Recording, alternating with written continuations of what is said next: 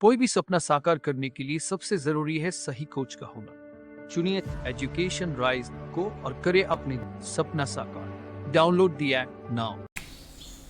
Hello everyone, नमस्कार, सभी का स्वागत। प्रिय विद्यार्थियों, आज की जो अपनी ये क्लास रहेगी इसमें क्लास 12th में जो पोइम्स हैं, है ना, जितनी सारी के सारी जो पोइम्स हैं उन सभी पोइम्स की समरी यहाँ पर मैं आपको अवेलेबल करा रहा हूँ। जस्ट आधे घंटे में सारी जो पोइम्स हैं उन सभी पोइम्स की अपन समरी देख लेते हैं, ताकि आपके एग्जाम में इनमें से किसी भी प्रकार का अगर क्वेश्चन पूछा जाता है, चाहे वो ऑब्जेक्टिव टाइप का हो या चाहे वन लाइनर हो, तो आप उसे कर सको। ठीक है, तो सबसे पहले अपन शुरुआत करेंगे माई मदर एट 66। इसकी अपन केवल समरी देखेंगे। मैं आपको बता दूँ, इस टाइप से आप देख लीजिए, ये जो समरी है ना, ये इस टाइप से तैयार करी हुई है, बिल्कुल सिंपल सी है। जस्ट 5 मिनट लगेंगे एक पोइम में, तो कंप्लीट समरी सिर्फ आधे घंटे में सारी की सारी अपन एक साथ देख लेते हैं। ओके, आइए फटाफट से करते हैं शुरू। माय मदर एट 66, और इसमें आपको याद रखना है जो पोइटस हैं, जो पोइट हैं कमला दास हैं। जो कवित्री होती है ना, उसे पोइट भी बोलते हैं, पोइटस भी बोलते हैं। तो कमला दास, सबसे पहला काम तो आपका ये है कि पोइम्स का नाम आप याद रखिएगा और उनके जो जितने भी पोइट्स हैं उन सबके नाम याद रखिएगा। तो my mother at 66 Kamala Das. सबसे पहले इंट्रोडक्शन देखते हैं। My mother at 66, Kamala Das captures the subtlety of human relationship in lyrical idioms. अब यहाँ पे क्या करती है कि जो मानवीय जो संबंध होते हैं उनके बारे में कमला दास यहाँ पे बात करती है। बहुत ही एक विलक्षण सूक्ष्म निरीक्षण यहाँ पे कर रही है। She is driving to the Cochin airport with her mother who is 66। अब कमला दास, ये जो कविता जो पोइम हम पढ़ रहे हैं, इसमें ऐसा वर्णन किया गया है कि कमला दास अपनी माँ के साथ कोचिन एयरपोर्ट जा रही है और उसकी माँ जो है वो 66 ईयर्स की हैं। अब देखिए, यहाँ से प्रश्न किस किस तरीके से बन सकते हैं, एक एक लाइन से प्रश्न बन सकता है। पहली बात तो यह है कि इस पोइम में किस बात का वर्णन किया गया। अगर मान लो ये प्रश्न बनता है तो आप यहाँ पे लिखेंगे ह्यूमन रिलेशनशिप के बारे में यहाँ पे बात हुई है, क्योंकि माँ और बेटी के बीच में जो संबंध है उसकी बात यहाँ पे हो रही है। दूसरा प्रश्न यहाँ से बन सकता है कि कमला दास किसके साथ हैं, तो कमला दास अपनी माँ के साथ हैं। तीसरा प्रश्न ये बन सकता है कि कमला दास की मदर की आयु कितनी है, एज कितनी है, तो आपको लिखना है कि सी वॉज 66 ईयर्स ओल्ड। उसके बाद ये प्रश्न बन सकता है कि कमला दास कहाँ पे जा रही थी, किस एयरपोर्ट पे जा रही थी, तो आप लिखेंगे कोचिन एयरपोर्ट पे जा रही थी। मतलब और भी कई प्रकार के प्रश्न यहाँ से बन सकते हैं। आइए आगे बढ़ते हैं। नेक्स्ट लिखा है the old lady sits dozing with her mouth open. अब जब कमला दास अपनी माँ के साथ कार में बैठ करके कोचिन एयरपोर्ट की तरफ जा रही है, तो उसकी माँ चूँकि ओल्ड लेडी है, बुजुर्ग है, तो वो डोजिंग का मतलब होता है नींद ले रही, आंखें बंद है, गाड़ी में चलती हुई कार में आंखें बंद है, नींद ले रही है और उसका माउथ ओपन है, मुंह खुला हुआ मुंह है। आप कल्पना करिए, आपने देखा, आपने भी कई बार यात्रा करते वक्त किसी को जो है वो नींद लेते हुए बस में, ट्रेन में जो है वो देखा होगा, और उनका मुँह जो है वो खुला रहता है। तो ऐसा दृश्य था। नेक्स्ट आगे लिखा है her face looks pale and faded like a dead body. उसका चेहरा, चूँकि उसकी एज है 66 ईयर्स, तो उसका चेहरा पीला पड़ा हुआ और एक प्रकार से नीरस दिख रहा है, जैसा कि मान लीजिए किसी डेड बॉडी का चेहरा दिखाई दे रहा है। तो ये दृश्य देख करके कमला दास काफ़ी डर जाती है, काफ़ी भयभीत है। नेक्स्ट लिखा हुआ है कि but then the poet looks outside. और जब इस दृश्य को देखती है, अपने माँ के इस प्रकार के चेहरे को, पीले पड़े हुए उदास नीरस चेहरे को जब देखती है, तो उसे दुख होता है। वो इस दुख को हटाने के लिए बाहर की तरफ देखती है। कार के कांच जो थे उसमें से, खिड़की से वो बाहर की तरफ देखती है, बाहर के दृश्य को देखती है, प्रकृति को देखती है, थोड़ा सा अच्छा फील करने के लिए। The trees seems to be racing fast. अब जब बाहर, आपने भी देखा होगा, कभी आप लोग यात्रा करते हैं, जब खिड़की से बाहर की तरफ झांकते हैं तो चलती गाड़ी में ऐसा लगता है कि जो दूर के जो पेड़ होते हैं वो भी दौड़ते हुए दिखाई दे रहे हैं। जिस दिशा में गाड़ी जा रही है उसकी विपरीत दिशा में पेड़ पौधे जो है वो दौड़ते हुए आपको दिखाई देते हैं। तो यहाँ पर कमला दास को भी इसी तरीके से वो जो पेड़ थे, जो ट्रीज थे, वो बहुत तेज़ गति से, फास्ट गति से रेस करते हुए दिखाई दे रहे थे। नेक्स्ट लिखा है the happy children are running out of their homes in groups. और जो बच्चे थे, जब कमला दास ने खिड़की से बाहर देखा तो बच्चे जो थे वो काफ़ी खुश थे और अपने घरों से बाहर दौड़ते हुए दिखाई दिए। नेक्स्ट है the world outside is full of life and activity. तो बाहर का पूरा जो संसार था वो जीवन से भरा हुआ था और वो एक्टिविटीज से भरा हुआ था, गतिविधियों से भरा हुआ था। मतलब सब कुछ वहाँ पे गतिशील था, जैसे कि पेड़ पौधे गतिशील, बच्चे भी गतिशील, everything was with full of activity, with full of life. लेकिन अंदर फिर से देखा उसकी माँ का चेहरा, एक बार फिर से देखती है, it contrast with the pale and essence face of the mother outside the car. तो यहाँ पे एक प्रकार से कॉन्ट्रास्ट किया गया है कि बाहरी दृश्य और उसके माँ के पीले पड़े हुए उस चेहरे के साथ में।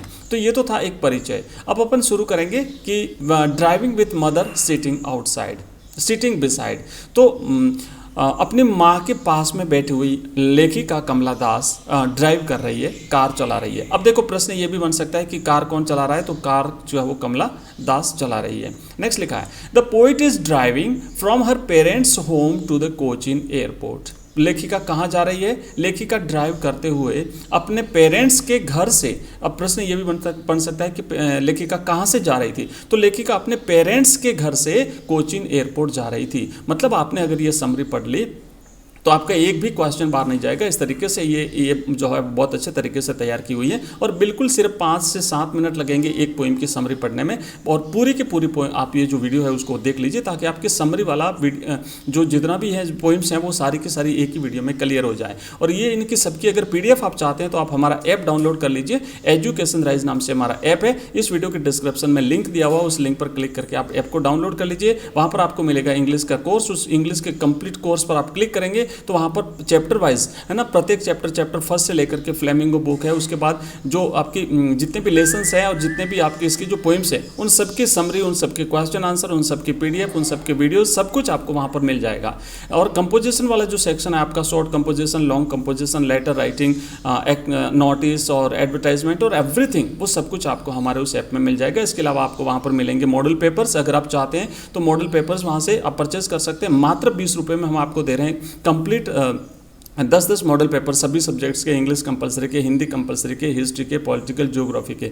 और बहुत सारे स्टूडेंट्स परचेज कर रहे हैं मात्र 20 रुपये में। कोई बड़ी राशि नहीं है, 20 रुपये तो आप चलते फिरते कहीं भी यूज़ कर लेते हैं। तो इतना सारा मटेरियल हम आपको दे रहे हैं। आप एक बार ऐप जरूर डाउनलोड करिएगा और देखिए, आपको निश्चित रूप से पसंद आएगा, ऐसा मैं मानता हूँ। इसके अलावा हमारा टेलीग्राम चैनल है जिसे ज्वाइन कर लीजिए, लिंक इस वीडियो के डिस्क्रिप्शन में दिया हुआ। वहाँ पर भी हम PDF शेयर करते हैं, हमारे जो वीडियोज़ होते हैं, जो लाइव क्लासेस होती हैं उसके बारे में इन्फॉर्मेशन शेयर करते हैं। और इसके अलावा बाकी जितने भी हमारे व्हाट्सएप ग्रुप हैं, जो हमारे फेसबुक पेज है, इंस्टाग्राम है, सबके लिंक इस वीडियो के डिस्क्रिप्शन में आपको मिल जाएंगे।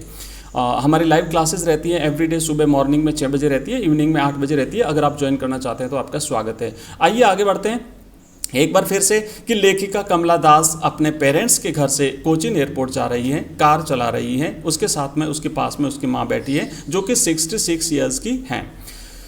लिखा है next, her mother is seating beside her, उसकी माँ उसके पास में बैठी है। सी इज 66 ईयर्स ओल्ड, 66 वर्ष की है। The old lady sits dozing, महिला बैठे बैठे नींद ले रही है, वो बुजुर्ग महिला उसकी माँ।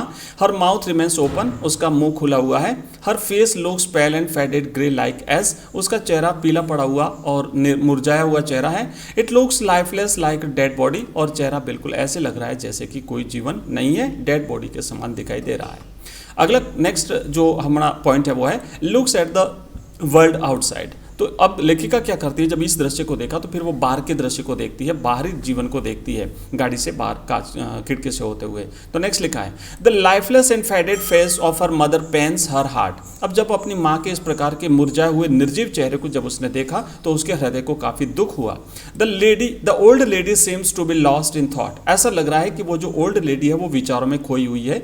The poet turns away her attention from her mother. अब लेखिका अपने अटेंशन को, अपने ध्यान को अपनी माँ से हटाती है। सी लुक्स आउटसाइड, और वो बाहर की तरफ देखती है।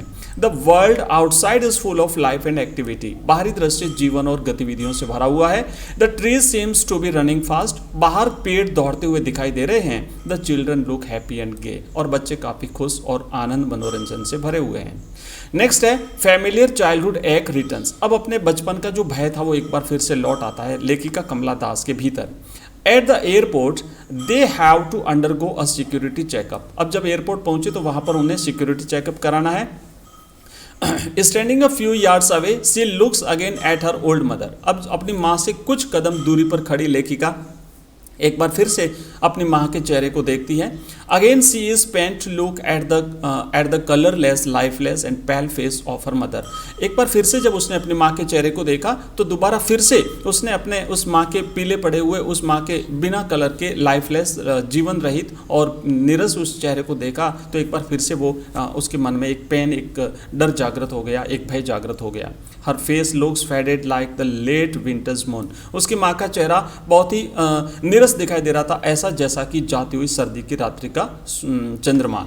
It has lost its shine and strength. उसके चेहरे पर कोई चमक नहीं थी, कोई ताकत नहीं थी लेखिका की मदर के चेहरे पर। This arouses the old familiar ache in her heart. और इस स्थिति ने लेखिका के भीतर वो पुराने भय, वो बचपन वाले भय जागृत कर दिए कि क्या पता मैं दोबारा माँ से मिल पाऊंगी या नहीं, क्योंकि एज उसकी इस प्रकार की हो चुकी थी। Her childhood fear possesses her again. उसके जो बचपन के भय थे उन्होंने एक बार फिर से लेखिका को घेर लिया। But she composes herself to look normal. लेकिन फिर भी वो अपने आप को नॉर्मल दिखाने का प्रयास करती है। She scatters smiles on her face saying goodbye to her mother. वो अपनी माँ को गुड बाय कहती है अपने चेहरे पर कुछ मुस्कान लिए हुए। And she wishes to meet her old amma again. और वो अपनी माँ से कहती है माँ मैं दोबारा तुमसे जल्दी मिलूंगी। और अंतिम लाइन होती है सी यू सून अम्मा, है ना। तो वो कहती है कि माँ मैं तुमसे जल्दी मिलूंगी।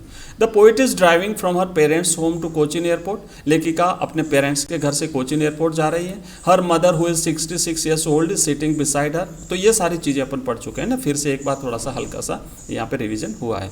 तो ये तो थी पहली पोइम, हमने पढ़ा my mother at 66 written by Kamala Das. मैं आशा करता हूँ आपको अच्छी तरह से समझ में आ चुकी होगी। आइए चलते हैं दूसरी जो अपनी पोइम है उसकी तरफ और देखते हैं दूसरी पोइम। दूसरी पोइम है हमारी an elementary school classroom in a slum. तो आइए इसका भी करते हैं रिवीजन। पोइम का टाइटल है an elementary school classroom in a slum और इसके पोइट हैं स्टीफन स्पेंडर। राइट, याद कर लीजिएगा, पोइट जो है वो है स्टीफन स्पेंडर और पोइम का नाम है an elementary school classroom in a slum. Introduction, सबसे पहले हम इसका परिचय देखेंगे। Stephen Spender is an elementary school classroom in a slum deals with the themes of social injustice and class inequalities. ये जो पोइम है इसमें स्टीफन स्पेंडर सामाजिक अन्याय और एक वर्ग भेद के खिलाफ आवाज उठा रहे हैं, है ना। सोशल इनजस्टिस का मतलब होता है सामाजिक अन्याय और क्लास इन इक्वलिटीज वर्ग भेद, क्योंकि अमीर और गरीब के बीच का भेद, है ना, और ऊंच और नीच का जो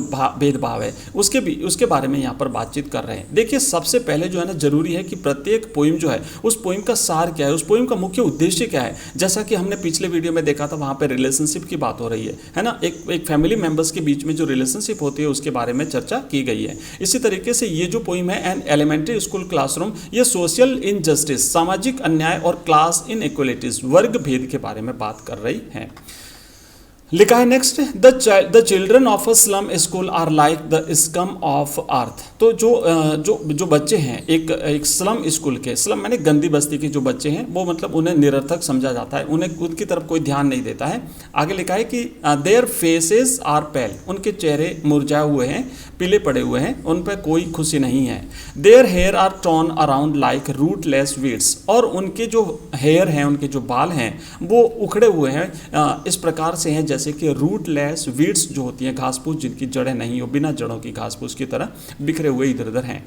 दे are stunted figures with twisted bones, उनकी मुरझाई हुई पतली सी मुड़ी हुई हड्डियों के साथ में उनके चेहरे हैं। And they inherit the disease of their parents, और वो अपने पेरेंट्स की जो डिजीजेज हैं, जो बीमारियां हैं, उनको वंशानुगत में प्राप्त करते हैं, वंश पीढ़ी दर पीढ़ी प्राप्त करते हैं। They belong to the dirty world of cramped holes, और एक प्रकार से वो उस संसार से रिलेटेड है, उस संसार से बिलोंग करते हैं जो कि बिल्कुल क्रेम्प्ड टाइप का है।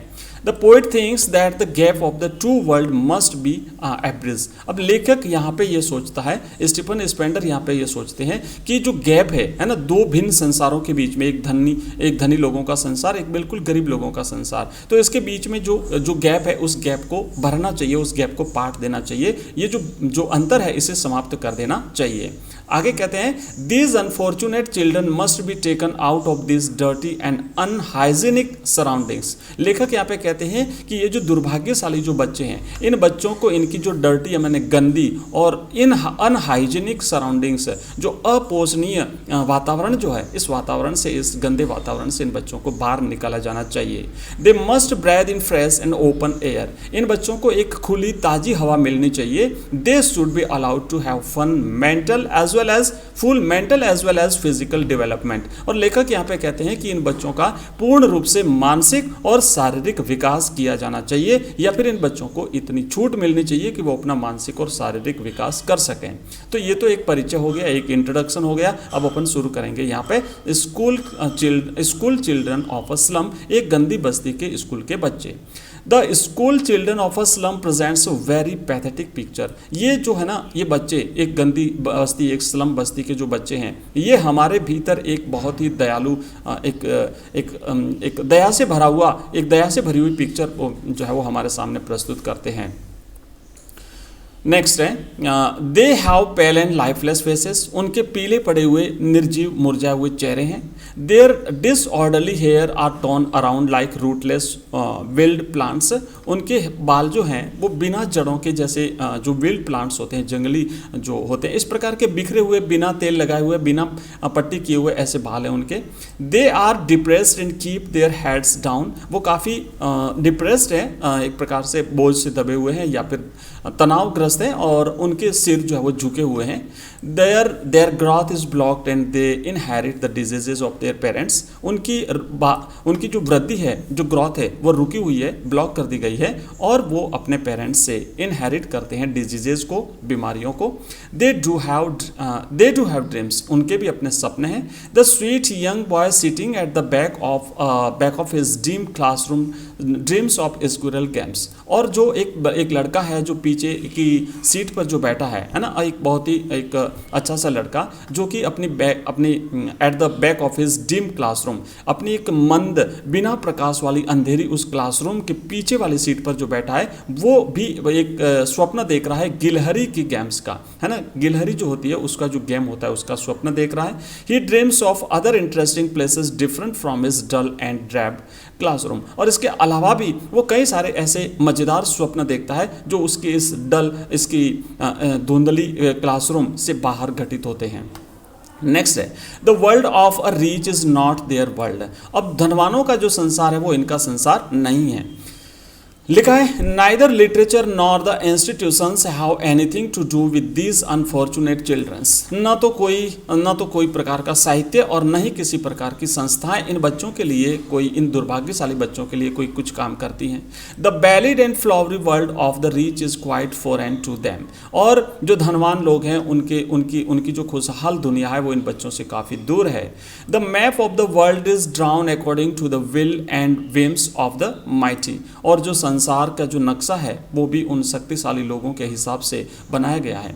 Their world has no relations whatsoever with the world of dirty slums. उनका संसार इन बच्चों के संसार से किसी भी प्रकार से कोई रिलेशन नहीं रखता है, किसी प्रकार से संबंधित नहीं है। The world of the children living in slum is confined to narrow streets sealed in with a leak sky. इन बच्चों का संसार एक प्रकार से अवरुद्ध कर दिया गया है, इन बच्चों को यहीं से जो है इससे बाहर नहीं निकलने दिया जा रहा है। Their stinking world is far far away from the spacious world of rivers, caps and stars. और इन बच्चों का जो गंदगी से भरा हुआ, बदबू से भरा हुआ जो संसार है वो एक प्रकार से वो संसार की नदियों से, झीलों से, तारों से, पहाड़ों से बहुत दूर का संसार है। मतलब इन बच्चों को इन चीज़ों के बारे में बिल्कुल भी पता नहीं है। नेक्स्ट है, foggy slum plots on their maps. What is the use of literature and Shakespeare for the children of slum schools? In slum schools के बच्चों के लिए न तो शेक्सपियर महान एक इंग्लिश के नाटककार हुए हैं, प्ले राइट हुए हैं, न तो उनसे कोई लेना देना और न ही कोई लिटरेचर से लेना देना। Nothing the pictures of flowers, bells and beautiful valleys have no meaning for them. और इसी प्रकार से फूलों, घंटियों और बहुत ही सुंदर जो घाटियाँ हैं उनका कोई अर्थ इन बच्चों के लिए नहीं है। The map of the world is meaningless for them. संसार के नक्शे का इन बच्चों के लिए कोई अर्थ नहीं है। It doesn't include their narrow lands and cramped holes in it. इस संसार के नक्शे में इनको कोई स्थान नहीं दिया गया है। The world of the rich and the powerful has so many beautiful things. और जो धनवानों का संसार है, जो पावरफुल ताकतवर लोगों का संसार है, उसमें कई सारी ब्यूटीफुल थिंग्स हैं, सुंदर चीज़ें हैं। It has ships, sun and love. और उसमें क्या है? उसमें जहाज हैं, उसमें सूर्य हैं, उसमें प्रेम है। दे टेम्प्ट दीज अनफॉर्चुनेट चिल्ड्रन। ये सारी चीज़ें इन दुर्भाग्यशाली बच्चों को आकर्षित करती हैं। दे वैनली ट्राई टू स्टील दैम। ये निरर्थक प्रयास करते हैं इन चीज़ों को चुराने का। This children live on the heap of waste. ये बच्चे गंदगी के ढेरों पर जीते हैं। All their time and space are spent in the foggy slums. इनका पूरा समय और इनका पूरा स्थान जो है वो इस गंदी बस्तियों में बीतता है। दीज अगली स्लम्स आर लाइक लिटिल हेल्स। ये गंदी बस्तियां एक प्रकार से छोटे नर्क के समान हैं। They are ugly blots on their maps the world of the rich and the powerful. धनवानों के संसार पर एक प्रकार से ये धब्बा है, ये एक प्रकार से उनके संसार पर काला धब्बा है। Freedom from bonds. अब इन बंधनों से इन्हें छुटकारा मिले। All the governors, teachers and other responsible persons on to or a duty to this children. मतलब जितने भी जो गवर्नर्स मतलब प्रशासनिक अधिकारी हैं, शिक्षक हैं, जो रेस्पॉन्सिबल पर्सन्स हैं, जिम्मेदार जो व्यक्ति हैं, उनकी ड्यूटी बनती है इन बच्चों के प्रति कोई काम करना। They can't have their own separate cosy world. वे अपना अलग संसार नहीं रख सकते। There are two different and distant worlds. कवि कहता है मुझे यहाँ पे दो भिन्न संसार दिखाई देते हैं। They will have to be abridged. इन भिन्न संसार, एक धनवानों का, एक गरीबों का, इसे समाप्त करना चाहिए, इसे पाठ देना चाहिए। Anything that binds and blocks the progress of this slum children will have to be broken. जो भी चीज़ इन बच्चों की प्रगति को रोकती है, इन बच्चों को आगे बढ़ने से रोकती है, उसे हर चीज़ को तोड़ देना चाहिए। Their world must not be confirmed to narrow lands and cramped halls. इन बच्चों के संसार को या इन संकरी गलियों तक ही सीमित रखें, ऐसा नहीं होना चाहिए। It must extend and expand to the vast golden coast of the azure sea. यहाँ पे लेखक कहता है इन बच्चों के लिए सारी सीमाएं खोल देनी चाहिए संसार की, ताकि ये समुद्र के किनारे जा सके, समुद्र को देख सके, पहाड़ों पर जा सके। They will have to be given complete freedom to express themselves. उन्हें अपने आप को एक्सप्रेस करने की, अभिव्यक्त करने की पूर्ण स्वतंत्रता दी जानी चाहिए। The pages of books must open for them. इन बच्चों के लिए किताबों के पन्ने खोल देने चाहिए। Only those who have the warmth and strength of the sun create history. वो लोग जिनके लिए सब कुछ खुला है, जिनका स्वागत किया जाए, वो लोग हिस्ट्री क्रिएट करते हैं, इतिहास बनाते हैं। तो देखिए ये हमने किया है सेकंड पोइम, और उसके बाद में अपनी नेक्स्ट जो पोइम है वो है कीपिंग क्वाइट। ये जो पोइम है कीपिंग क्वाइट, इसकी अपन पढ़ लेते हैं समरी। खाली इसमें अपन केवल समरी पढ़ेंगे। तो पोइट जो हैं वो इस पोइम के वो हैं पाब्लो नेरूदा। सबसे पहले अपन देख लेते हैं इसका इंट्रोडक्शन, और इंट्रोडक्शन में देखेंगे कि इन कीपिंग क्वाइट, ये जो पोइम है कीपिंग क्वाइट, अपने आप को शांत रखिए। The poet demands the necessity of quite introspection. तो कवि यहाँ पर हमसे मांग करता है, कवि डिमांड्स करता है हमें ये देखना कि जो इंट्रोस्पेक्शन है, इंट्रोस्पेक्शन का मतलब होता है अंतर्दर्शन, अपने भीतर झांकना। तो शांति से अपने भीतर झांकने की जो नेसेसिटी है, आवश्यकता है, उस पे उसकी मांग करता है कवि। Man's actions, his rush and hurry have already caused much chaos and trouble in the world. अब यहाँ पर क्या हुआ है, कवि ये कह रहा है कि भाई आदमी ने पहले से ही आदमी के कार्यों की वजह से और उसकी दौड़ भाग, उसकी उतावल, उसकी हड़बड़ाहट, ये पहले ही काफ़ी एक प्रकार से इस संसार में उसने अव्यवस्था फैला दी है और एक ट्रबल, एक कठिनाई उत्पन्न कर दी है पहले से ही। Now it is the time when we should take a pause. अब समय आ गया है कि हमें एक ठहराव लेना चाहिए, हमें रुकना चाहिए। He should do self introspection. और यहाँ पर लेखक पाब्लो नेरूदा ये कहते हैं कि हमें सेल्फ इंट्रोस्पेक्शन करना चाहिए, हमें अंतर्दर्शन करना चाहिए, अपने भीतर झांकना चाहिए। Stillness doesn't mean total inactivity. ध्यान दीजिएगा, यहाँ से प्रश्न बन सकता है। जो स्टिलनेस का मतलब होता है ना, शांत रहने का मतलब ये नहीं है कि हम टोटली इनएक्टिविटी, को फॉलो कर लें, हम टोटली निष्क्रिय हो जाएं। निष्क्रिय नहीं कह रहा है कवि यहाँ पर अपने आप को बनाने के लिए। Stillness and silence will help man in creating a feeling of mutual understanding among human beings. ये जो स्टिलनेस है, स्टिलनेस मतलब खामोश हो जाना, शांत हो जाना, और साइलेंस है शांति, ये दोनों ही चीज़ें क्या करेगी, ये आदमी को man in creating a feeling of mutual understanding among human beings, मनुष्यों के बीच में आपस में एक आपसी जो समझ है, आपसी समझ की भावना को विकसित करने में इंसान की मदद करेंगे। तो प्रश्न ये बन सकता है कि स्टिलनेस और साइलेंस क्या मदद करेंगे आदमी की? तो स्टिलनेस और साइलेंस दोनों ही मनुष्य को आपस में, मनुष्यों के बीच में आपस में समझ, आपसी समझ पैदा करने की, आपसी समझ के भाव पैदा करने में मनुष्य की हेल्प करेंगे। आगे बढ़ते हैं। Keeping quiet for a second, एक क्षण के लिए शांत रहना। तो यहाँ पे कवि क्या कहता है कि the poet wants us to keep still till he counts 12। लेखक पैब्लो नेरूदा यहाँ पे कहते हैं कि भाई जब तक वह 12 गिने, है ना, स्टिल टिल ही काउंट्स 12, जब तक वो 12 गिने तब तक हम निश्चल हो जाएं, तब तक हम शांत हो जाएं, है ना। Poet wants us to keep still, हमको पोइट चाहता है, कवि चाहता है कि हम बिल्कुल खामोश हो जाएं। Let us not talk in any language on this earth.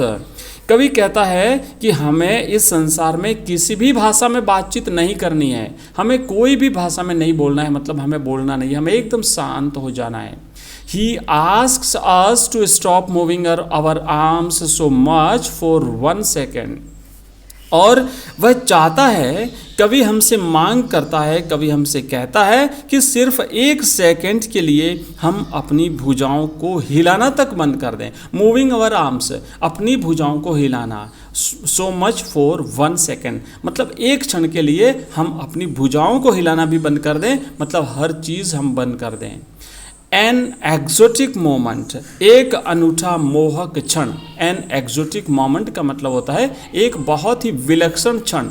Next कवि लिखता है पैब्लो नेरूदा, यहाँ पे कहते हैं, अपन पढ़ रहे हैं कीपिंग क्वाइट प्रिय विद्यार्थियों, और प्रिय जो कीपिंग क्वाइट है इसकी हम समरी देख लें, ज़्यादा टाइम नहीं लगेगा, जल्दी से समरी देख लीजिए, एग्जाम में आपको पूरी पोइम समझ में आ जाएगी। इसमें से ऑब्जेक्टिव टाइप के, अति लघुत्रात्मक, लघुत्रात्मक, कैसा भी अगर प्रश्न बनता है तो आप आसानी से कर लोगे। और इसमें से जो आपके जो reference explanation with reference to context जो आएगा उसको भी अपन नेक्स्ट वीडियो में कंप्लीट करेंगे। और इसकी जो PDF अगर आप चाहते हैं तो आप हमारा ऐप डाउनलोड करेंगे, एजुकेशन राइज नाम से हमारा ऐप है, प्ले स्टोर पर आपको मिल जाएगा। इस वीडियो के डिस्क्रिप्शन में लिंक दिया हुआ है, उस पर क्लिक करके भी आप हमारा ऐप डाउनलोड कर सकते हैं। इसके अलावा आप हमारा टेलीग्राम चैनल ज्वाइन कर सकते हैं, उसका लिंक भी इस वीडियो के डिस्क्रिप्शन में दिया हुआ है। उसके अलावा आप हमारे व्हाट्सएप ग्रुप का लिंक भी इस वीडियो में दिया हुआ है, ज्वाइन कर सकते हैं, और हमारे फेसबुक पेज और इंस्टाग्राम को भी ज्वाइन कर सकते हैं। इन सभी के लिंक इस वीडियो के डिस्क्रिप्शन में आपको मिल जाएंगे। आइए आगे बढ़ते हैं। नेक्स्ट लिखा है let there be no rush और हरी फॉर अ सेकेंड। यहाँ पर कवि ये कहता है कि 1 सेकेंड के लिए कोई भी जो है वो जल्दबाजी नहीं होनी चाहिए, है ना, कोई भी किसी भी प्रकार की हड़बड़ाहट नहीं होनी चाहिए, सब कुछ शांत हो जाना चाहिए। Engines and other machines must come to a halt for a moment. जितने भी इंजन हैं, जितने भी मशीनरीज हैं, है ना, वो सारे की सारी 1 क्षण के लिए अवश्य रुक जाए। That moment will be a fascinating moment for all of us. और ये जो क्षण होगा कि जब सारे मशीन रुक जाएंगे, सारे इंजन्स रुक जाएंगे, मनुष्य अपने हाथ पांव हिलाना बंद कर देंगे, मनुष्य किसी भी भाषा में जब बातचीत नहीं करेंगे, तो ये जो क्षण होगा वह क्षण हम सबके लिए एक मोहक क्षण होगा। फैसिनेटिंग का मतलब होता है आकर्षित करने वाला, मोमेंट का मतलब होता है क्षण।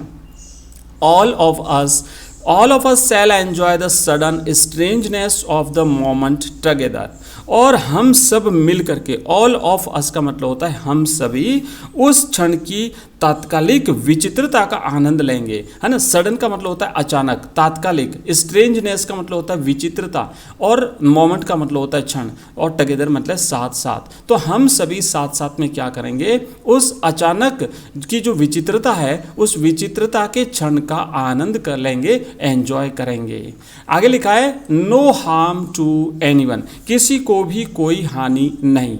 नेक्स्ट पोइट लिखता है कि the poet wants that the fisherman would not harm the whales in the cold sea of the polar regions. अब देखिए, कवि सभी से चाहता है कि सभी अपना अपना काम बंद कर दें, हर गतिविधि बंद हो जानी चाहिए, एक क्षण के लिए संसार में कोई किसी को नुकसान नहीं पहुंचावे। तो आगे कवि यहाँ पे कहता है, कवि चाहता है कि जो मछुआरे हैं, जो फिशरमैन हैं, है ना, would not harm the whales, तो वो भी जो व्हेल मछलियाँ हैं उनको कोई नुकसान नहीं पहुंचावे। कहाँ पे? In the cold sea of the polar regions, जो ध्रुवीय क्षेत्रों के ठंडे समुद्र है वहाँ पर व्हेल मछलियों को कोई नुकसान नहीं पहुंचावे। Even the man gathering salt with his own hands must take care of his hurt hands. यहाँ तक कि वे आदमी जो अपने हाथों से नमक इकट्ठा करते हैं, है ना, gathering salt with his oven hands, जो अपने स्वयं के हाथों से नमक इकट्ठा करते हैं, वो आदमी भी अपने घायल हाथों का अवश्य ध्यान रखें, वो भी थोड़ी देर के लिए अपना काम बंद कर दें। नेक्स्ट लिखा है, no wars of any kind, किसी भी प्रकार का कोई युद्ध नहीं। तो देखिए आगे लिखता है कवि, all kinds of wars should be stopped at once, सभी प्रकार के जो युद्ध हैं वो तुरंत रोक दिए जाने चाहिए। To be stopped at once मतलब तुरंत ही उन्हें रोक दिया जाए। किसी भी प्रकार का युद्ध, चाहे वो शारीरिक हो, वाक युद्ध हो, कैसा भी हो। The green wars against the environment, wars with poisonous gases and the use of firearms must be stopped just now। और जितने भी प्रकार के युद्ध हैं, कवि यहाँ पर कहता है कि पर्यावरण के विरुद्ध जो हरे युद्ध हैं, विशेष करके हरा ग्रीन वार्स यहाँ पे कहा है कवि ने, पाब्लो नेरुडा कहते हैं जो ग्रीन वार्स है मतलब पर्यावरण के प्रति जो हमने युद्ध छेड़ रखा है, पेड़ों को काटना, पर्यावरण को नुकसान पहुँचाना, है ना, ये युद्ध, वो भी युद्ध भी बंद कर दिया जाए। वार्स विथ पॉइजनस गैसेज, और इस वातावरण में हम जो जहरीली गैसें घोल रहे हैं थोड़ी देर के लिए उनको भी हम रोक दें। And the use of fire arms must be stopped, और इसके अलावा जो अग्नि शस्त्रों का प्रयोग है उसे भी रोक दिया जाना चाहिए। In such wars the victory is meaningless, इस प्रकार के युद्धों में विजय जो है वो अर्थहीन हो जाती है, जीत जो है वो बिना मतलब की हो जाती है। As no survivors are left after the wars, क्योंकि इस प्रकार के युद्धों के बाद में कोई भी जीवित नहीं बचता।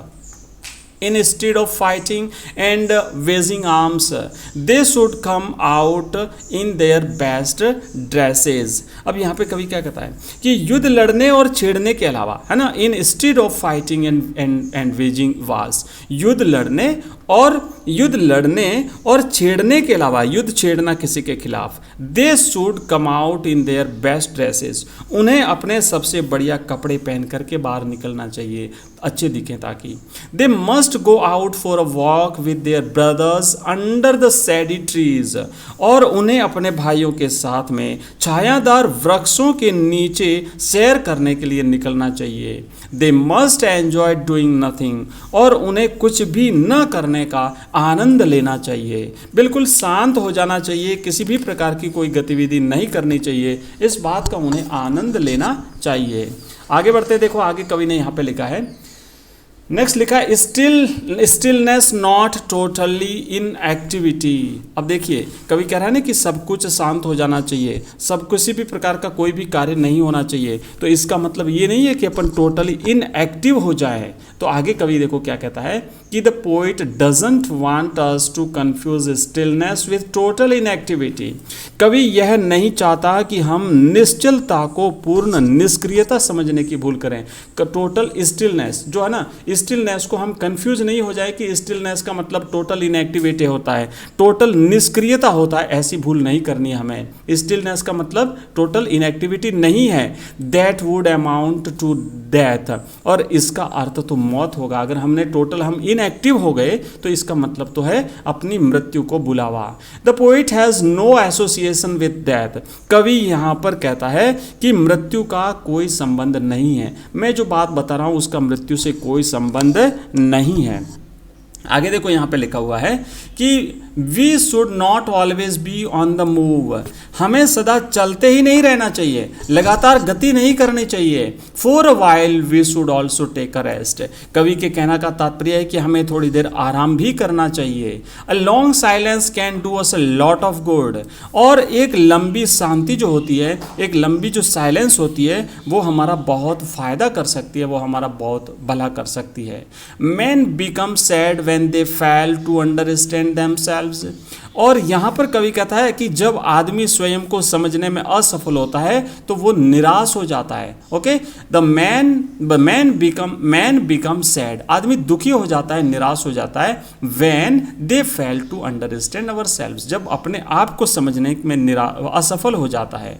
दे फील हेल्पलेस, और वो निराश महसूस करता है।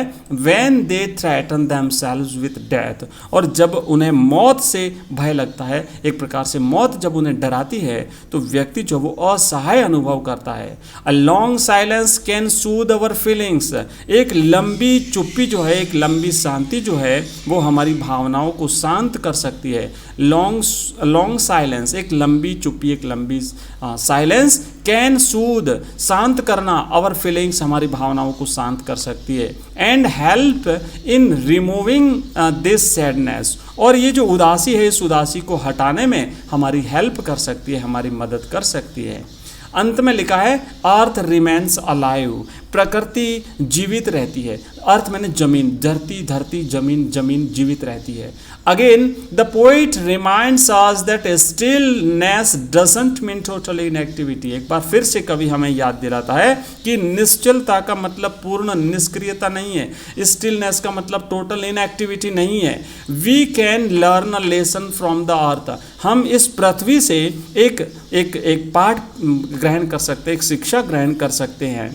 When everything seems dead, the earth remains alive. ध्यान रखना, एक एक पंक्ति में से प्रश्न बनेगा, इसलिए आप अच्छी तरह से इसे समझ लीजिएगा। कवि यहाँ पे कहता है कि When everything seems dead, जब हर चीज मृत दिखाई देती है, कवि का यहाँ पे कहता है कि जब हर चीज मृत दिखाई देती है, उस समय पृथ्वी जीवित रहती है, पृथ्वी सजीव रहती है, पृथ्वी कभी मरती नहीं है। The poet asks us to keep quiet till he counts 12, और कवि यहाँ पर हमें कहता है कि जब तक वह 12 तक गिने तब तक हमें शांत रहना है, तब तक हमें चुप रहना है।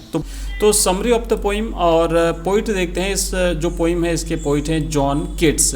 सबसे पहले इंट्रोडक्शन देखते हैं। लिखा है यहाँ पे, a thing of beauty is an excerpt from John Keats famous poem Endymion. तो ये जो पोइम है अ थिंग ऑफ ब्यूटी, सुंदरता की एक चीज़, ये उनकी एक जो कविता है, फेमस पोइम है जॉन कीट्स की, इंडिमियन नाम की जो पोइम है उसमें से लिया गया है। In this poem, the great romantic poet gives a definite message. ये जो पोइम है, इसमें कवि जॉन कीट्स एक बहुत ही एक डेफिनेट मैसेज हमें देने का प्रयास करते हैं। अ thing of beauty is a joy for ever. क्या मैसेज देने का प्रयास करते हैं? वो कहते हैं कि सुंदरता की जो चीज़ होती है वो हमेशा खुशी प्रदान करती है। A thing of beauty is a joy for ever. आगे लिखा है next, its beauty increases and it never passes into nothingness. ये जो चीज़ जो अ थिंग ऑफ ब्यूटी जो होती है, इसकी ब्यूटी हमेशा इंक्रीज होती है, हमेशा बढ़ती रहती है, ये कभी भी समाप्त नहीं होती, इसकी सुंदरता कभी खोती नहीं है। A thing of beauty removes the pall of unhappiness that covers our dark spirits. और ये जो अ थिंग ऑफ ब्यूटी है, ये हमारी जो पाल ऑफ अनहैप्पीनेस है, हमारी जो एक प्रकार से नाखुश होने की जो दीवार है उसको गिरा देती है। The beauties of the earth are lovelier than the lovely tales we have heard or read. Beauties of the earth, पृथ्वी की जो सुंदरताएं हैं, वो उन महान सुंदर जो टेल्स हमने आज तक पढ़ी हैं, कहानियां हमने आज तक पढ़ी हैं, उससे भी ज़्यादा जो है वो ब्यूटी रखती हैं। चलिए शुरू करते हैं। अ thing of beauty is a joy for ever. कवि कहता है कि एक सुंदर चीज़ सदा के लिए आनंददायक होती है, सदा के लिए खुशी प्रदान करने वाली होती है। लिखा है a thing of beauty is a constant source of Joy. एक सुंदर चीज़ सदा के लिए आनंद का स्रोत होती है। एक सुंदर चीज़ हमेशा हमेशा हमें खुशी प्रदान करती है। Its beauty keeps on increasing, और इसकी सुंदरता हमेशा बढ़ती जाती है। इट नेवर फैड्स, इसकी सुंदरता कभी फीकी नहीं पड़ती और ये कभी मंद नहीं पड़ती। Nor will it ever pass into nothingness, और यह कभी भी नगण्यता में परिवर्तित नहीं होती, ये कभी व्यर्थ नहीं जाती। It gives us piece and a slip full of sweet dreams, और ये जो सुंदर चीज़ होती है ये हमें शांति और मधुर सपनों से भरी हुई नींद प्रदान करती है। सपनों से भरी हुई मीठी नींद हमें प्रदान करती है। We are bound to the beauties of the earth, हम पृथ्वी की सुंदरता से जुड़े हुए हैं। नेक्स्ट लिखा है things that cause sufferings and pain, ऐसी चीज़ें जो कि हमें कष्ट और दुख देती हैं, या फिर ऐसी चीज़ें जो हमारे लिए कष्ट पैदा करती है, हमारे लिए तकलीफ़ें पैदा करती है। We suffer from malaise and disappointment, कवि यहाँ पे कहता है, कवि जॉन किट्स यहाँ पे कहते हैं कि हम द्वेष और निराशा से पीड़ित रहते हैं। हम हमेशा जो वो द्वेष भावना से पीड़ित रहते हैं, हमेशा निराशा से भरे हुए रहते हैं। We lack good human qualities and noble natures, ये बातें जो है ना, ये हमारे जीवन को उदास बना देती है। ये जो चीज़ें हैं ये we lack good human qualities, मतलब हम में अच्छी मानवीय भावों की कमी है। हम में अच्छे मानवीय जो भाव हैं, जो गुण हैं, जो नोबल नेचर्स हैं, नेक स्वभाव हैं, उसकी हमारे भीतर कमी रहती है। और इसीलिए this things make our life gloomy, और इसीलिए ये चीज़ें क्या करती है, हमारे जीवन को नीरस बना देती है, ये हमारे जीवन को उदास बना देती है। We also develop unhealthy and evil ways, और उसके बाद हम क्या करते हैं, हम अनहेल्दी का मतलब होता है अस्वस्थ, और इविल वेज का मतलब होता है बुरे तरीके। हम बुरे तरीकों का विकास कर लेते हैं, हम अस्वस्थ रास्तों का विकास कर लेते हैं। They cause us nothing but sufferings and pain, और ये हमारे लिए क्या करते हैं कि ये हमारे लिए कष्ट और तकलीफ़ों के अतिरिक्त और कुछ भी पैदा नहीं करती। मतलब ये जो चीज़ें हैं वो हमारे लिए तकलीफ़ पैदा करती हैं, हमारे लिए दर्द पैदा करती हैं।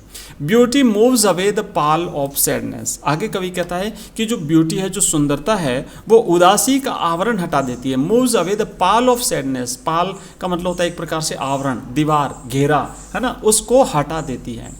In spite of all these sufferings, mankind has a hope. इन सभी तकलीफ़ों के बावजूद, इन सभी कष्टों के बावजूद, इन सभी सफरिंग्स के बावजूद मनुष्य को एक आशा है, मनुष्य को एक आशा होती है। A thing of beauty never disappoints us, और ये जो आशा क्या है कि एक सुंदर चीज़ हमें कभी निराश नहीं करती। A thing of beauty जो है वो हमें कभी डिसअपॉइंट नहीं करती।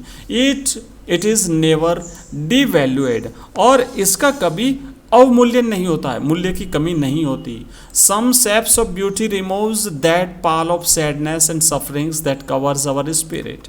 सुंदरता का कोई भी रूप जो है, यानी कोई न कोई ऐसी सुंदरता की चीज़ जो है ना, सम शेप्स ऑफ ब्यूटी, यानी सुंदरता की कोई चीज़, सुंदरता के कुछ आवरण, कुछ रूप जो हैं वो उदासी और कष्टों के उस आवरण को हटा देते हैं। Removes the pall of sadness and sufferings that covers our spirit, जो हमारी भावनाओं को ढके हुए हैं, जो हमारी भावनाओं को घेरे हुए हैं, उन सफरिंग्स और जो सैडनेस है उसकी दीवार को, उसके आवरण को, सुंदरता के कुछ आकार हटा देते हैं। नेक्स्ट लिखा है things that are source of happiness, वो चीज़ें जो सुंदरता का स्रोत हैं, चीज़ें जो प्रसन्नता का स्रोत हैं।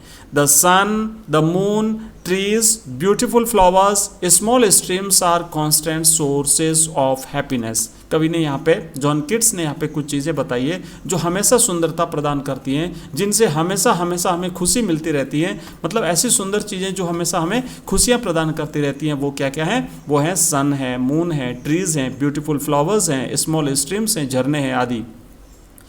These beautiful things of nature make our lives sweet, soothing and happy। और ये प्रकृति की जो सुंदर चीज़ें हैं, these beautiful things of nature, प्रकृति की ये सारी सुंदर चीज़ें हमारे जीवन को स्वीट बना देती हैं, मधुर बना देती हैं, सूदिंग और हैप्पी बना देती हैं, प्रसन्नचित और शांत बना देती हैं। Nature endless fountain of Joy. अब यहाँ पे हम देखेंगे कि जो प्रकृति है ये एक प्रकार से आनंद का अनंत फव्वारा है। एंडलेस का मतलब कभी समाप्त नहीं होने वाला, फाउंटेन यानी फव्वारा, ऑफ जॉय यानी आनंद। These beauties of nature are lovelier than all lovely tales that we have heard or read. प्रकृति की ये सुंदरताएं उन सभी सुंदर कहानियों से भी ज़्यादा सुंदर हैं जो हमने कभी पढ़ी है या फिर हमने कभी सुनी है ना। Tales that we have heard or read, वो कहानियाँ जो हमने कभी सुनी है या फिर पढ़ी हैं उनसे भी ज़्यादा लवलियर हैं ये प्रकृति की सुंदर चीज़ें। नेक्स्ट लिखा है, nature is an endless fountain pouring into us a heavenly immortal drink. प्रकृति एक सुंदर, एक अनंत रूप से बहता हुआ फव्वारा है। Nature is an endless fountain, प्रकृति एक अनंत फव्वारा है। पोरिंग इनटू अस अ हेवनली इमोर्टल ड्रिंक, जो क्या करती हैं, जो कि वो हमें एक स्वर्गीय अमर पेय पिलाती रहती हैं। ठीक है, और तो ये हमने इसको पढ़ लिया। अब कुछ चीज़ें और वापस एक बार फिर से जो इंपॉर्टेंट चीज़ें हैं वो यहाँ पे हमने तो आपको बताई है, उनको थोड़ा सा ध्यान रखिए। यहाँ से जो छोटे छोटे प्रश्न हैं वो बन सकते हैं। और ये जो वीडियो अपन पढ़ रहे हैं इसकी PDF आपको हमारे ऐप में मिल जाएगी। हमारा ऐप एजुकेशन राइज नाम से प्ले स्टोर पर अवेलेबल है। इस वीडियो के डिस्क्रिप्शन में लिंक दिया हुआ है, उस लिंक पर क्लिक करके पे आप हमारा ऐप डाउनलोड कर सकते हैं, हमारे टेलीग्राम चैनल को ज्वाइन कर सकते हैं, आप हमारे व्हाट्सएप ग्रुप को ज्वाइन कर सकते हैं, फेसबुक पेज, इंस्टाग्राम, सभी के लिंक इस वीडियो के डिस्क्रिप्शन में दिए हुए हैं। और ये जो हमारा ऐप है वहाँ पर आपको मिलेंगे model papers, online test series आपको मिलेगी, पूरा का पूरा जो आपका कोर्स है कंप्लीट, वो कोर्स आपको वहाँ पे मिल जाएगा। तो एक बार जरूर ट्राई करिएगा। तो फटाफट से एक बार फिर से अपन ये चीज़ें देख लेते हैं जो एग्जाम में आ सकती हैं। अ thing of beauty is a joy for ever. Objective type का क्वेश्चन यहाँ से बन सकता है कि जो अ थिंग ऑफ ब्यूटी होती है वो क्या होती है, तो वो अ जॉय फॉर एवर, हमेशा खुशी प्रदान करने वाली होती है। इट्स वैल्यू नेवर डिक्रीजेस, इसका मूल्य कभी खत्म नहीं होता है ना, इसकी वैल्यू कभी खत्म नहीं होती। अ thing of beauty is a shelter for us, हमारे लिए एक शरण है। It gives us a sound sleep full of sweet dreams, ये हमने मीठे सपनों से भरी हुई नींद प्रदान करती है। Our sadness, evil nature and unhealthy ways make our living quite unpleasant, हमारी उदासी, हमारे जो बुरे रास्ते हैं, हमारी जो बुरी भावना है और हमारी ये सारी जो चीज़ें हैं वो हमारे लिए जीवन को बहुत ही दुखदायक बना देती हैं। But a thing of beauty removes the pall of sadness from our spirit, लेकिन सुंदर चीज़ जो है वो इस प्रकार इस जो बुरे भाव है उसको हटा देती है। Trees provide a सैडी bone for sheep, clear small streams provide a cooling shady cover of thickness against the hot season. Daffodils bloom among the green surroundings, beautiful musk roses bloom around mid forest thickets. And next लिखा है, beauty provided by these beautiful objects of nature is lovelier than all the stories that we have heard or read. And next लिखा है कि nature provides us an immortal drink that pours into our hearts right from heaven. ठीक है, और ये जो अपना video है इसमें अपन पढ़ेंगे aunt Jennifer's tigers, aunt Jennifer के टाइगर, इसकी अपन पढ़ेंगे समरी। और जो पोइट हैं वो है एड्रीन रीच। ओके, चलिए सबसे पहले देखते हैं इंट्रोडक्शन, परिचय प्राप्त कर लेते हैं इस पोइम का। तो इंट्रोडक्शन में आप यहाँ पे देखेंगे कि जो एड्रीन रीच है, इन एड्रीन रीच की पोइम है। एड्रीन रीचेस, अब देखो एक तो क्या होता है कि इसकी जो पोइम है और उस पोइम के जो पोइट है उसको याद रखना है आपको, क्योंकि इसमें से जो explanation with reference to context पूछा जाएगा वो भी आपको इसी में से वो भी आपको लिखना पड़ेगा। तो उसमें आपको पोइम का नाम और उसके पोइट का नाम याद रखना पड़ेगा। तो सबसे पहले याद रखिएगा ये जो पोइम है आंट जेनिफर्स टाइगर्स, इसके जो पोइट है वो है Adrienne Rich. Adrienne Rich's poem aunt Jennifer's tigers narrates the not so happy experiences of marriage. विवाह के जो अनुभव हैं वो कोई ज़्यादा खुशी वाले नहीं है, उसका यहाँ पे वर्णन किया गया है। Aunt Jennifer makes prancing sleek and chivalric tigers in the panel. Aunt Jennifer क्या करती है कि एक पैनल पे उन्होंने चित्र बनाए हैं टाइगर्स के, शेरों के, जो क्या करते हैं, प्रेंसिंग करते हैं, उछल कूद कर रहे हैं, स्लीक हैं और काफ़ी सेवेल्डिक हैं, एक प्रकार से शाही अंदाज में चलते हुए शेरों को दिखाया गया है। But she is in the grip of suffering and terror, लेकिन वो खुद जो है, लेखिका स्वयं यहाँ पे कह रही है कि जो आंट जेनिफर है वो स्वयं जो है दुख और भय से ग्रसित है, दुख और भय की पकड़ में जकड़ी हुई है। They have crossed her and affected her married life, और उन्होंने उसका जो वैवाहिक जीवन है उसको प्रभावित कर दिया है, उसको कुचल दिया है. She has not yet freed herself from the bitter experiences of the past, और उसने भूतकाल का अपना जो कड़वा अनुभव है उससे वो फ्री भी नहीं हो पाई है, उससे उसे छुटकारा भी नहीं मिला है. It is ironical that she can create such sleek and prancing tigers. ये बड़ा ही आयरनिकल है, बड़ा ही व्यंग्यात्मक है कि एक तरफ तो वो खुद तो जकड़ी हुई है दुखों से, लेकिन उसके बावजूद उसने ये जो शेर बनाए हैं, टाइगर्स जो बनाए हैं, वो बहुत ही उछल कूद करने वाले हैं, एकदम फ्री है, स्लीक है. आइए जानते हैं इस पूरी पोइम को. शुरुआत करते हैं इसकी समरी की. Aunt Jennifer's tigers. Aunt Jennifer के शेर. Aunt Jennifer's tigers prance and jump over a screen. Aunt Jennifer के शेर दीवार पर से कूदते फादते हैं, जंप करते हैं, है ना. स्क्रीन मतलब एक पर्दा है, एक गत्ता है, एक जिस पर उसने ये शेर बनाए हैं, और उसमें ऐसा दिखाया गया है इन शेरों को एक दीवार कूदते हुए, दीवार पर उछल कूद करते हुए, दीवार से पार जाते हुए दिखाया गया है. They are bright coloured like the shining yellow topaz. और ये जो शेर हैं ये चमकते हुए पीले टोपाज पत्थर की तरह एकदम चमकीले रंग के हैं. जैसा कि टोपाज पत्थर चमकता है वैसे ये बड़े चमकीले हैं. These denizens of the dwellers of the green forest are brought in the panel by Aunt Jennifer's. Denizens का मतलब होता है निवासी, या dwellers का मतलब होता है निवासी, रहने वाले.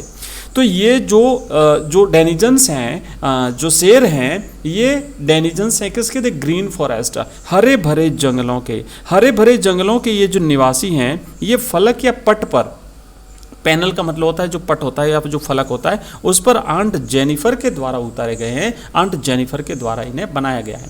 सी क्रिएट्स दैम थ्रू हर ओवन हैंड्स. और इन शेरों को उसने अपने हाथों से खुद बनाया है. They don't fear the man standing under the tree. और ये जो शेर हैं वे उस पेड़ के नीचे जो खड़े आदमी हैं उनसे भी नहीं डरते हैं, बिल्कुल निडर हैं, बिल्कुल डर से रहित हैं. They pace in sleek and chivalric certainty. वे बने ठने शौर्यपूर्ण निश्चय में दौड़ते हैं. इतने जो है वो आकर्षक और बड़े ही जोशीले हैं. Massive weight of wedding band. अब यहाँ पे बात करेंगे कि जो शादी का बंधन है ना, शादी के बंधन का जो भारी बोझ है, वेडिंग बॉन्ड, उसकी यह बात करते हैं. मतलब आंट जेनिफर एक प्रकार से काफ़ी बंधनों में जकड़ी हुई है, तो उसकी बात करते हैं. Aunt Jennifer's hands are moving about her wool. Aunt Jennifer के हाथ जो है वो ऊन में इधर उधर घूम रहे हैं. ऊन में वो स्वेटर बुन रही है या ऊन में कोई काम कर रही है, तो उसके हाथ वहाँ पे चल रहे हैं. But the movement is not smooth and effortless. लेकिन ये जो प्रयास है, लेकिन उसकी जो चाल है हाथों को चलाने की, ये निर्विघ्न और प्रयत्न रहित नहीं है. मतलब काफ़ी प्रयास करना पड़ रहा है उसे. Aunt finds it quite hard to pull even the ivory needle. हाथी दांत की बनी हुई जो सुई है, वो भी आंट जो जेनिफर है उसकी सलाइयों को खींचने में काफ़ी कठिनाई महसूस होती है. The heavy weight of the marriage once bonded her with her husband. कारण क्या है कि शादी के भारी बोझ से कभी उसे उसके पति के साथ जो है वो बांधा गया था. It still seats heavily upon her hand. और वो जो बंधन था वो अभी तक उसके हाथों पर भारी पड़ रहा है. She still feels herself tied down by that weight. और अभी भी वो क्या करती है कि वह अभी भी स्वयं को उस बोझ से बंधी हुई पाती है, उस बोझ से बंधी हुई फील करती है, अनुभव करती है. Terrified hands still ringed with ऑर्डियल्स.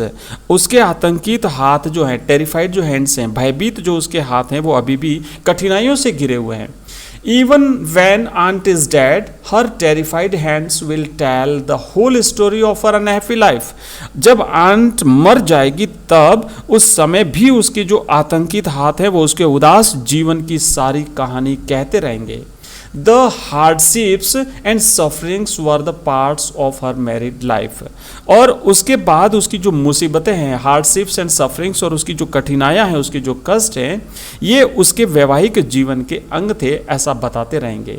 They crushed her and it can be noticed by seeing her hands, और उन्होंने उसे कुचल दिया और यह उसके हाथ देख करके पढ़ा जा सकता है। But the tiger she made in the panel will go on prancing proud and unafraid, लेकिन उस पट पर, उस पैनल पर आंट जेनिफर ने जो शेर बनाए थे वे गर्व और निडरता के साथ छलांग लगाते रहेंगे, वो कभी भी डरेंगे नहीं। तो ये जो है वो समरी थी इस पोइम की, आंट जेनिफर्स टाइगर्स। और इस तरीके से अपन ने छोटे छोटे 6 वीडियोस में कंप्लीट 6 जो आपकी पोइम्स है उन सब की उन सब की समरी जो है ऊपर ने पढ़ ली है। और इसके क्वेश्चन आंसर्स हम पहले ही कर चुके हैं। इसके जो ऑब्जेक्टिव टाइप के क्वेश्चन है उसके लिए हम मैराथन क्लास चलाएंगे, वैसे हमने इतने दिन पहले भी क्लासें चलाई थी।